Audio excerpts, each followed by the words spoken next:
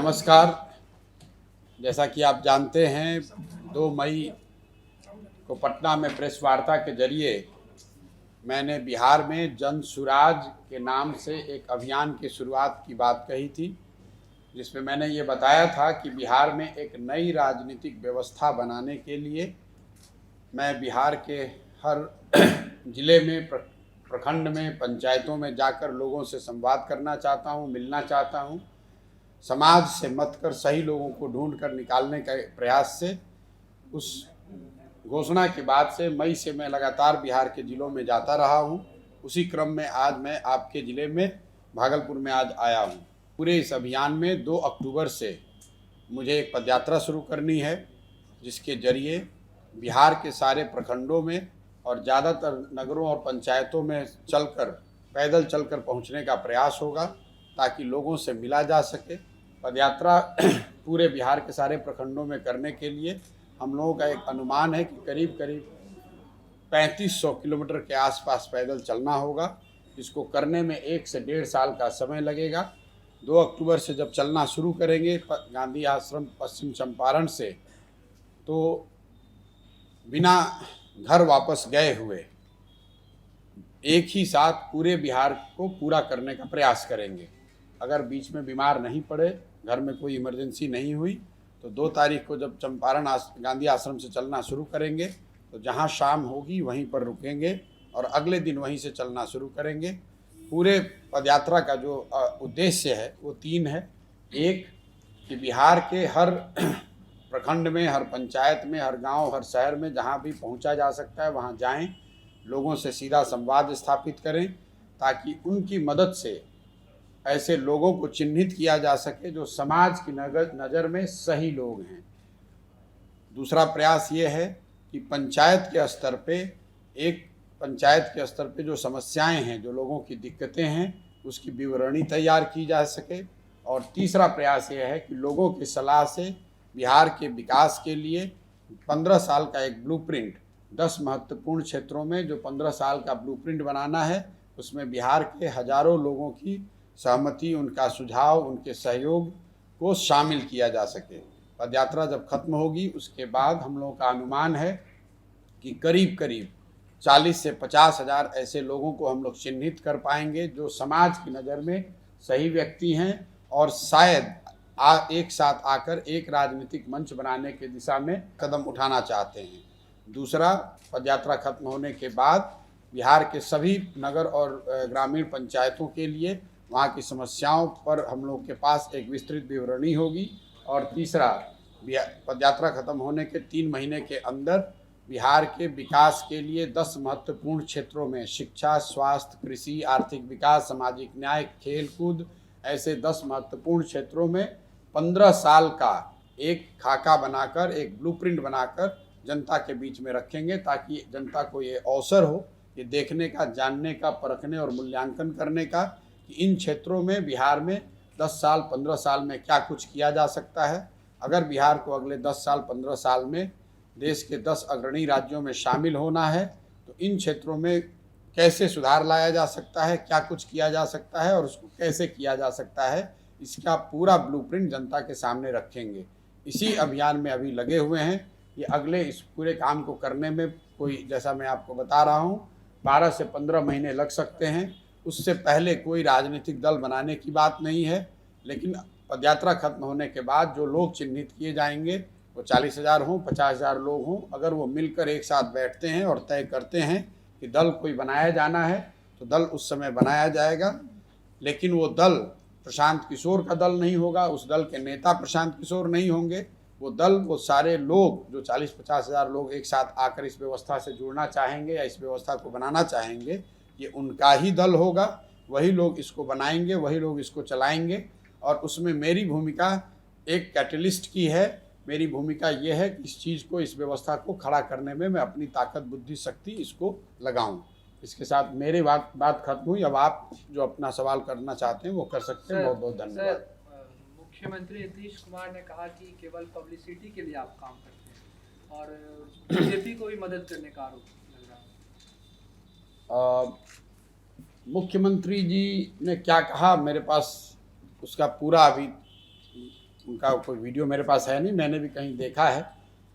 नीतीश कुमार जी बुजुर्ग हो गए हैं, बुजुर्ग नेता हैं यहाँ के।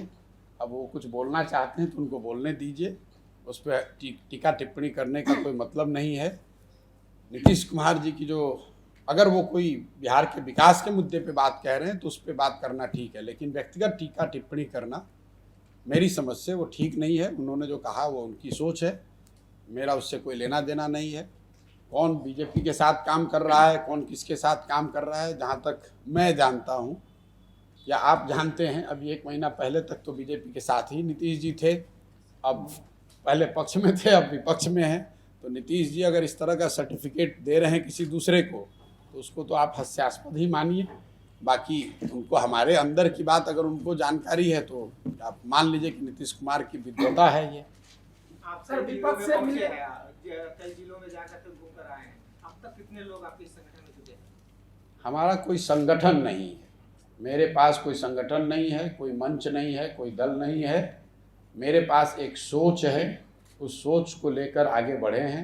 संकल्पित हैं कि बिहार के समाज से, जन जागृति के माध्यम से ऐसे लोगों को, मेरे पास कोई, किस रिजल्ट की आप बात कर रहे हैं? आपके साथ लोग तो जुड़ रहे हैं, आप लोगों को अपने साथ जोड़ने तो आ रहे हैं सब जगह। नहीं, ऐसी बात नहीं है, लोगों से संवाद करने आ रहे हैं। अगर उस हिसाब से आप देखें तो 2 मई को मैंने घोषणा करी थी कि 2 मई को जो नंबर हम लोगों के पास थे कि कोई 17,500-18 हज़ार लोग ऐसे थे जिन्होंने अपने घर, अपने गांव, अपने पंचायत या अपने शहर में बुलाया था कि आप आइए हमारे यहाँ, हमारी मदद से या हमारे लोगों से मिलिए। वो संख्या बढ़ के अभी 75,000 से ज़्यादा है, लेकिन वो हमारे साथ जुड़े हुए हैं, ऐसी कोई बात नहीं है। क्योंकि जब मैंने कोई मंच बनाया ही नहीं है तो किस चीज़ से जुड़िएगा आप? तो इस बात को सुन सकते हैं, इस सोच से, मन से जुड़ सकते हैं, उसका कोई आकलन तो है नहीं। सर विपक्ष से, नीतीश कुमार का विपक्ष से मिलने का सिलसिला बदस्तूर जारी है, क्या कुछ कहेंगे? क्या लगता है कि प्रधानमंत्री मोदी को जिस तरह से दबाने के लिए और लगातार सब तो पूरा विपक्ष एक हो रहा है और नीतीश कुमार को भी पीएम उम्मीदवार बताया जा रहा है, तो कितने पीएम इस बार बनेंगे? भाई देखिए, ऐसा है, जब से नीतीश कुमार जी महागठबंधन में गए हैं उसके बाद से एक सवाल कई बार मेरे से पूछा गया है। जहाँ तक मैं समझता हूँ बिहार में, और मैंने पहले भी ये बात कही हुई तो फिर उसी को दोहरा रहा हूँ, बिहार में जो राजनीतिक घटनाक्रम है ये स्टेट स्पेसिफिक मुद्दा है। इसका असर राष्ट्र के स्तर पर कुछ पड़ने वाला है ऐसा मुझे लगता नहीं, जितनी समझ मुझे है। अब लोग बता रहे हैं कौन पीएम मटेरियल है, कौन दल बनेगा, कौन विपक्ष बनेगा, मुझे इसकी जानकारी नहीं है। जो आदमी भी सो कॉल्ड अभी विपक्ष में है तो दिल्ली जाता है तो विपक्ष में जो दूसरे दल हैं उनके लोगों से मिलता है। तो सिर्फ मिलने मात्र से कोई विपक्ष नए तरीके से, नए स्ट्रैटेजी से, नई ताकत से खड़ा हो रहा है ऐसा मुझे नहीं दिख रहा है। अगर आपको दिखता है तो आप स्वतंत्र हैं उस पर कमेंट करने के लिए। अगर आप दिल्ली जाएंगे, किसी राज्य के मुख्यमंत्री हैं और 4 और मुख्यमंत्रियों से आप मिलते हैं या किसी दल के नेता से मिलते हैं, इससे क्या फ़र्क पड़ने वाला है? इससे तो कोई फ़र्क नहीं पड़ने वाला है। मैंने तो कहीं ऐसी घोषणा नहीं देखी जिसमें सारे विपक्ष के नेता एक साथ बैठकर उन्होंने कोई रणनीति की घोषणा की हो, किसी चेहरे की घोषणा की हो, किसी नैरेटिव की बात की हो, किसी नए प्रयास की बात कही है। लोग मिल रहे हैं। ममता बनर्जी चुनाव जीती बंगाल में, वो भी जब दिल्ली जाती हैं तो कई नेताओं से मिलती हैं। इससे पहले आपने देखा होगा केसीआर हैं तेलंगाना के चीफ मिनिस्टर, वो भी देश के अलग अलग हिस्सों में जाते हैं, कई लोगों से मिलते हैं। नीतीश बाबू भी गए हैं दिल्ली, वो भी कई लोगों से मिल रहे हैं। इसमें क्या ऐसी नई बात है जिससे मैं मान लूँ कि भाई ये कोई विपक्ष की ओर से नया बेहतर प्रयास हो रहा है? अगर कुछ हो रहा है जो हमको आपको नहीं दिख रहा है तो होने दीजिए, वो सामने जब आएगा तब उस पर टिप्पणी करेंगे। अभी मुझे इस प्रयास में कोई ऐसी मजबूत बात या कोई नई बात नहीं दिखती है जिसको देखकर मैं ये बता सकूं या उस पर कमेंट कर सकूं कि इससे देश की राजनीति में कोई आमूल चूल परिवर्तन हो रहा है या कोई नया प्रयास हो रहा है जिसका 24 के चुनाव पर बहुत बड़ा असर हो सकता है। यह जन स्वराज यात्रा जो है सर, ये बिहार में ही अदर स्टेट में भी होगा? बिल्कुल, ये पूरी तरह से बिहार को लेकर मैं संकल्पित हूँ। मैंने 2 तारीख को ये घोषणा की है कि आने वाले कई वर्षों तक मेरा पूरा फोकस अभी बिहार पर है। जन स्वराज के बैनर के तहत इस अभियान को बिहार के गांव-गांव, हर पंचायत तक पहुंचने का जो प्रयास है ये बिहार केंद्रित है। बिहार में करने के बाद ही कहीं दूसरे जगह जाना है। अगर कोई दूसरा बुलाता है बीच में तो 1-2 दिन कहीं जा सकते हैं, लेकिन 2 अक्टूबर के बाद जब मैं पदयात्रा शुरू कर रहा हूँ तो मेरे पास वहाँ से निकलने का अवसर ही नहीं है। मैं अगर अपने घर नहीं जा रहा हूँ तो दूसरे राज्य में कैसे जाऊँगा? कई पार्टियों को सत्ता के शीर्ष तक पहुंचाने वाले प्रशांत किशोर अपने जन स्वराज को लेकर जो जनसंवाद पर निकले हुए हैं, तो यदि पार्टी निर्माण होता है तो कहाँ तक अपनी पार्टी को ले जाएंगे? देखिए, पहली बात तो मैं किसी को शीर्ष पे नहीं पहुंचा सकता हूं। जो पार्टियां या जो नेता चुनाव जीतते हैं वो तो अपनी ताकत से चुनाव जीतते हैं, उनके कार्यकर्ताओं के प्रयास से जीतते हैं, जनता के आशीर्वाद से जीतते हैं। हम जैसे लोग उस प्रयास में अपना कंधा लगा सकते हैं, कुछ मदद कर सकते हैं। जहाँ तक जन स्वराज की बात है, मेरा पक्का यकीन है कि अगर यहाँ आए हैं, इस प्रयास को कर रहे हैं तो कुछ सोच समझ के ही कर रहे होंगे। ऐसा तो है नहीं कि एक दिन सुबह उठे और आ गए बिहार में। मेरे दिमाग में जो मेरी इसकी परिकल्पना है, जो मैंने इसके पीछे सोचा समझा है, मुझे ऐसा लगता है कि बिहार में इसकी ज़रूरत भी है और इसको बिल्कुल किया जा सकता है। विकास के नज़रिए से बिहार में आज जो स्थिति है, चाहे नीतीश जी या दूसरे लोग, जिन लोगों ने भी बिहार को चलाया है पिछले 10, 20, 50, 40-50 सालों में, वो जो कुछ भी उन्होंने काम किया या करने का दावा करते हैं, अगर उन सारी बात को आप मान भी लीजिए तो भी इस बात से तो कोई इनकार नहीं कर सकता है कि बिहार आज देश का सबसे गरीब और पिछड़ा राज्य है। देश में सबसे ज़्यादा अशिक्षित लोग, सबसे ज़्यादा बेरोजगार लोग, गरीबी रेखा से सबसे ज़्यादा नीचे रहने वाले सबसे ज़्यादा लोग बिहार में ही रहते हैं। सबसे ज़्यादा पलायन इस राज्य से होता है। मैं कल नीतीश जी के बयान में देख रहा था, उन्होंने कहा कि इन लोगों को पता नहीं है ABC का ज्ञान नहीं है, बिहार में कितना काम हुआ है। ठीक है भाई, हमें तो ABC का ज्ञान नहीं है, आपको तो A से लेकर Z तक का ज्ञान है। आप ही बता दीजिए कि क्या क्या काम हुआ है। बताने से चिंता क्यों करते हैं? बता दीजिए, हमको नहीं बताइए, नीति आयोग को बता दीजिए, जो आंकड़े बना रहे हैं लोग उनको बता दीजिए, बिहार के बेरोजगार युवकों को बता दीजिए कि भाई क्या क्या काम हुआ है, बिहार की महिलाओं को बता दीजिए, जो 50% लोग गरीबी रेखा से नीचे रह रहे हैं। बिहार में 13 करोड़ लोग रहते हैं, 13 करोड़ से ज़्यादा लोग, उसमें 8 करोड़ लोग दिन का 100 रुपया नहीं कमाते हैं। 17 साल से नीतीश बाबू मुख्यमंत्री हैं, वो कह रहे हैं कि किसी को ABC का ज्ञान नहीं है। ठीक है भाई, हमें तो नहीं ज्ञान है, तो आप अपने ज्ञान से लोगों को बता दीजिए कि वो 100 रुपया इनकम उनका क्यों नहीं बढ़ रहा है। आप अपने ज्ञान से युवाओं को बता दीजिए कि उनको नौकरी कब मिलेगी, उनको रोजगार कब मिलेगा। आप अपने ज्ञान से लोगों को बता दीजिए कि उनकी स्थिति कब सुधरेगी, बिहार के शहरों की, गाँव की, गलियों की, सड़कों की स्थिति कब सुधरेगी, आप बता दीजिए।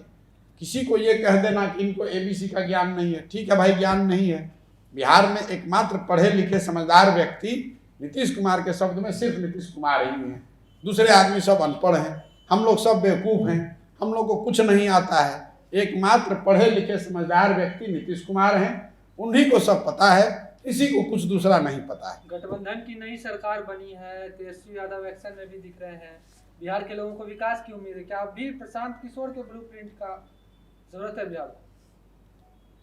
भाई, गठबंधन की सरकार पहले भी थी, गठबंधन की सरकार अभी भी है, महागठबंधन के साथ मिली है ना, तो महागठबंधन की सरकार बन गई तो उससे क्या फर्क हो गया? आप बता दीजिए। 14-15 मिनिस्टर्स का, मंत्रियों का नेम प्लेट बदल गया। तो 14-15 मंत्री पहले भाजपा के थे, उसके जगह आज RJD के हो गए। सरकार के नीतियों में, उनके कार्यक्रम में, उनके प्रयास में, जमीन पर जो स्थिति है उसमें, जो भ्रष्टाचार है उसमें क्या परिवर्तन आ गया? आप पत्रकार हैं, आप समाज में रहते हैं, आप मुझे बता दीजिए कि महागठबंधन जिसको आप कह रहे हैं सरकार बनी, उन्होंने क्या एजेंडा घोषित किया है जो कि पीछे की सरकार से अलग है? एक बात जरूर नीतीश कुमार जी ने कही है कि वो आने वाले 1 साल में 10 लाख सरकारी नौकरी दे देंगे और 10 लाख रोजगार दे देंगे। यही एक घोषणा मैं देख रहा हूँ कि पिछले सरकार से अलग हुआ है। तो उस पर मैंने टिप्पणी की है कि अगर, पहले तो ये आप आश्चर्य की बात है कि 17 साल मुख्यमंत्री रहने के बाद आपको याद आया कि 10 लाख सरकारी नौकरी दी जा सकती है। अगर आप इसको दे सकते हैं या दे सकते थे तो अभी तक रुके हुए क्यों थे? पहले ही दे देना चाहिए था। लेकिन चलिए, अब नीतीश कुमार इतने बड़े नेता हैं, उनको A से लेकर Z तक आता है, दूसरे को तो ABC भी नहीं आता है। उन्होंने कहा है कि 10 लाख नौकरी दे देंगे, तो हमने भी कहा है कि साहब आप 10 लाख नौकरी दे दीजिए, आप ठीक कह रहे हैं। तब हम लोग जैसे लोगों की अभियान चलाने की क्या जरूरत है?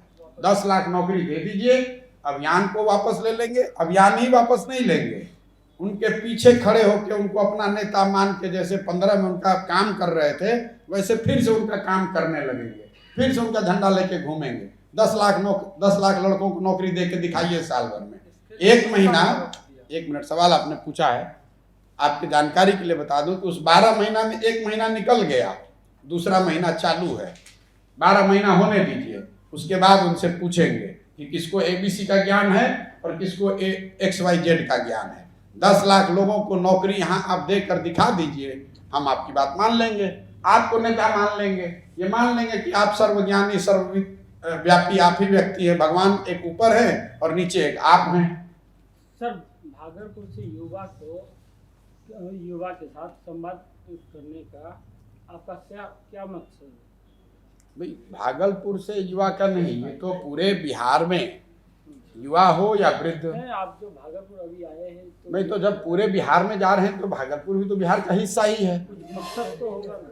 अरे मकसद तो भाई पहले इतने देर से मैंने आपको बताया, पहले घोषणा करी हुई है कि बिहार में हर उस व्यक्ति जिससे कि बातचीत की जानी चाहिए या बातचीत की जा सकती है, उससे मिलना, उससे बातचीत करना, उससे सीखना समझना और उसको ये बात बताना कि बिहार के आज जो स्थिति है, बिहार की स्थिति में अगर आप परिवर्तन चाहते हैं तो उसके लिए बिहार के लोगों को मिलकर ही प्रयास करना पड़ेगा। बिहार के युवा अगर रोजगार मांगने के लिए पटना जाते हैं तो उनके ऊपर लाठियां बरसाई जाती है और जो लाठी बरसाते हैं उनके ऊपर कोई भी एक्शन नहीं होता है। क्या जब आपके पास ऐसा मुख्यमंत्री है जिसको A से लेके Z तक सब आता है और सबसे पढ़े लिखे वही, सबसे ज्ञानी वही, दूसरे को कोई आता नहीं है, तो जो आदमी जाएगा जिसको ABC भी नहीं आता है उस पर तो लाठी ही बरसाएंगे, क्योंकि दूसरा आदमी कुछ बोलेगा तो उसको तो कोई ज्ञान है नहीं।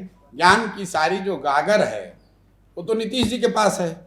तो नीतीश जी के सामने कोई अगर जॉब लेने जाएगा, प्रदर्शन करने जाएगा या अपनी स्थिति के बारे में बताने जाएगा तो उसको ABC का ज्ञान नहीं है। तो जिस आदमी को ABC का ज्ञान नहीं उसको लाठी से मरवा रहे हैं, और जिसके पास ज्ञान का गागर है वो अपना कुर्सी पर बैठे हुए हैं फेविकॉल लगा के। भविष्य में इसके लिए प्रशांत किशोर क्या जी, भविष्य में क्या करेंगे इसके लिए?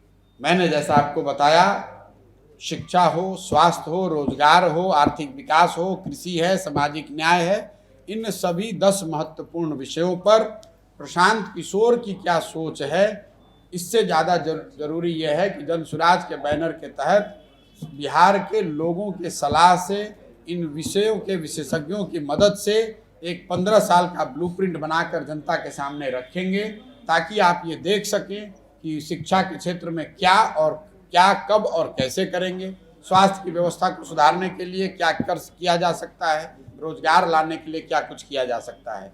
ये सिर्फ कह देना कि मैं आऊँगा तो इतने लोगों को रोजगार दे दूंगा, इतने लोगों की ज़िंदगी बदल दूंगा, वो काफ़ी नहीं है। आपको मेरी समझ से अगर आप इस तरह का कोई दावा करते हैं तो आपको ये भी बताना चाहिए कि आप इसको कैसे करेंगे, ताकि जनता उसको देख सके, उसका मूल्यांकन कर सके और उस पर विश्वास करने की कोई वजह ढूंढ सके। आप भागलपुर आए हैं, भागलपुर की जनता को क्या कहेंगे? भागलपुर के युवा और भागलपुर की जनता को वही कहेंगे जो बिहार की जनता और युवा को कह रहे हैं कि आप वोट देते समय स्वार्थी बनिए, अपना स्वार्थ देखिए, अपने बच्चों का स्वार्थ देखिए, वोट उसको दीजिए जो आपका और आपके बच्चों के भविष्य के लिए बेहतर काम करने का आपको विश्वास दिला सके। किसी धर्म के नाम पर, जात के नाम पर, विचारधारा के नाम पर अगर आप आंख बंद करके किसी को वोट करते रहेंगे, आप अपनी चिंता स्वयं से नहीं करेंगे तो कोई भी व्यक्ति, कोई भी दल, दूसरा व्यक्ति आपकी चिंता करने वाला नहीं है। दूसरी बात उनको ये बताएंगे कि बिहार की जो स्थिति है, अगर इसको बदलना है तो सिर्फ एक दल, एक व्यक्ति के आने जाने से नहीं होगा। बिहार की व्यवस्था तब सुधरेगी जब बिहार में, समाज में वो जागृति आएगी, समाज में जो सही लोग हैं वो मिलकर एक राजनीतिक व्यवस्था बनाने और उसको सफलीभूत करने में अपना योगदान करेंगे, तभी बिहार की स्थिति सुधर सकती है। सर, आपने 2 अक्टूबर को जो है कहा कि जो है बिहार में एक यात्रा हो, जिस तरह की यात्रा की बात आपने कहा, क्योंकि आप जो है केंद्र की राजनीति में पहले से आपका कांग्रेस के साथ में आपका जो मीडिया में बातें आती रही, उसके बाद अभी जिस तरह की यात्रा की बात आप 2 अक्टूबर को कर रहे हैं, उसी तरह की एक यात्रा कल 7 सितंबर से जो है कांग्रेस की जो है आरंभ हुई, उस पर आप क्या कहना? भाई, हर दल को लोकतंत्र में अधिकार है, जिस तरीके से भी वो जनता के पास जाना चाहते हैं वो जा सकते हैं। कांग्रेस जो प्रयास कर रही है वो मुझे इतनी उसकी जानकारी भी नहीं है, लेकिन वो तो देश के स्तर पे कर रहे हैं। मेरा फोकस बिहार है, उसमें वो कई लोग मिलकर यात्रा कर रहे हैं, हम यहाँ अकेले कर रहे हैं। दूसरा, हम कोई देश जोड़ो भारत जोड़ो के नाम पर नहीं कर रहे हैं। मैंने आपको 3 स्पेसिफिक उद्देश्य बताए हैं कि मैं यात्रा इन 3 उद्देश्यों से कर रहा हूँ, ताकि बिहार में हर प्रखंड में कम से कम 40 से 50 सही लोगों को चुनकर, समाज की नज़र में जो सही लोग हैं ऐसे लोगों को चुनकर निकाला जा सके, हर पंचायत के समस्याओं की एक विवरणी तैयार की जा सके, और बिहार के विकास के लिए 10 महत्वपूर्ण क्षेत्रों में लोगों की सलाह से 15 साल का एक ब्लूप्रिंट बनाया जा सके। ये 3 उद्देश्य से लेकर मैं पद यात्रा कर रहा हूँ। सही लोग चुन, बिल्कुल ठीक बात है। सही लोग किसी के माथे पर नहीं लिखा है कि सही आदमी कौन है। किसी, मेरे पास कोई यंत्र नहीं है कि मैं देखकर ये बता दूं कि कौन सही है कौन गलत है, लेकिन मुझे ऐसा लगता है, और हमने जो इस विषय पर काम किया है, इस विषय के समझ रखने वाले लोगों से 1 साल चर्चा की है, सबकी हम लोग की राय ये है कि समाज को इस बात की समझ है कि सही लोग कौन है। आप किसी गांव में बैठेंगे फॉर एग्जाम्पल, तो वहां पर गांव में लोग बैठ के आपको बता सकते हैं कि यहाँ पर सही आदमी कौन है। सही कौन आदमी, कोई शिक्षक अच्छा है, कोई व्यवसायी अच्छा है, कोई डॉक्टर साहब अच्छे हैं, कोई किसान अच्छा है। ये लोगों को समझ है।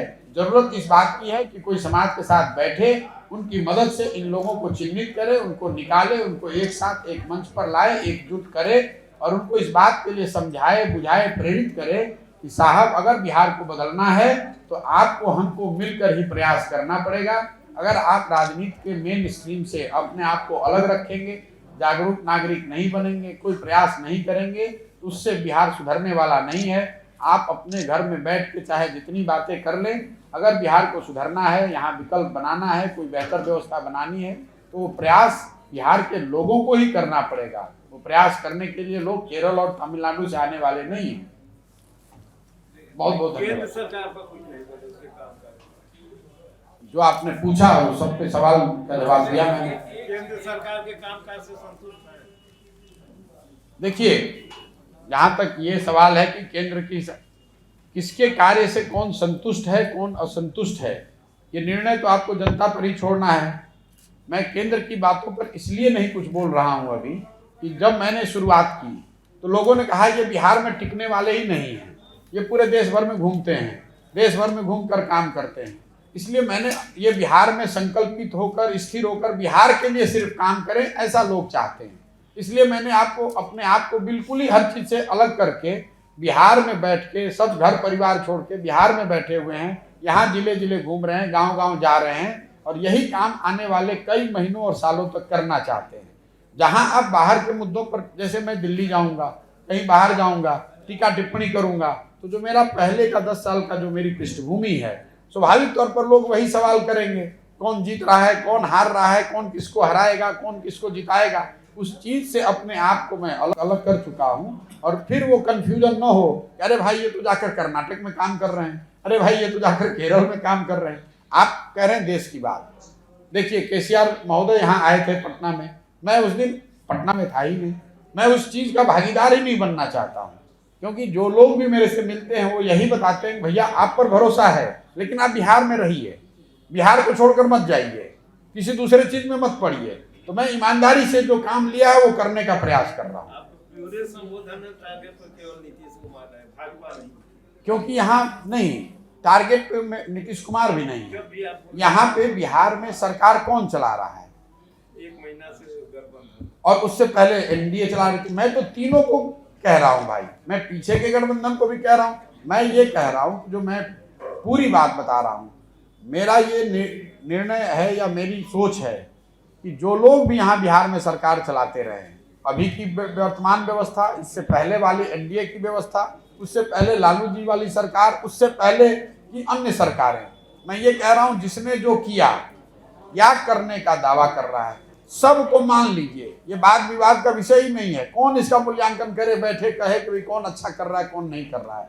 मैं ये कह रहा हूँ कि अगर आप मान लीजिए कि सब कुछ अच्छा ही है, जो जिसने दावा किया उसने किया, उसके बावजूद जो आज हमारी आपकी स्थिति है, हमारे राज्य की स्थिति है, वो तो आपके हमारे सामने है।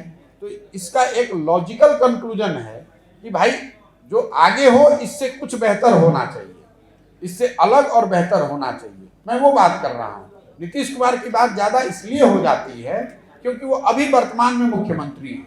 मैं किसी की शिकायत नहीं कर रहा हूं, मैं जनता दल यूनाइटेड पे कमेंट नहीं कर रहा। और आप लोग सवाल पूछ रहे हैं कि नीतीश जी ने दिल्ली में ऐसा कहा, उस बात तो मैंने आपको सीधा कहा है कि भाई नीतीश जी बुजुर्ग हैं, कुछ बोल दिया, बोलने दीजिए, उससे क्या फर्क पड़ना है।